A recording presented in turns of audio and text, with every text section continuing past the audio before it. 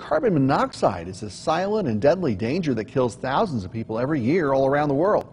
And it's a real issue now that many of us are using our heaters again. KMAC's Nicolette Perdomo spoke with folks at Mount Gilead Baptist Church who had a carbon monoxide problem over the weekend.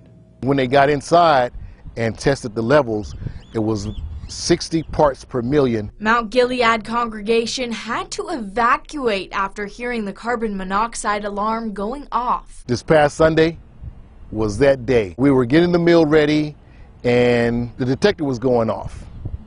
And I had known that we had replaced the hot water heater previously about a month ago. Hobdy says if they didn't have the carbon monoxide detector, it could have been very dangerous. So I called back to the church, had everybody evacuate. We would not have known because it's colorless, it's odorless, it's tasteless, it's a gas.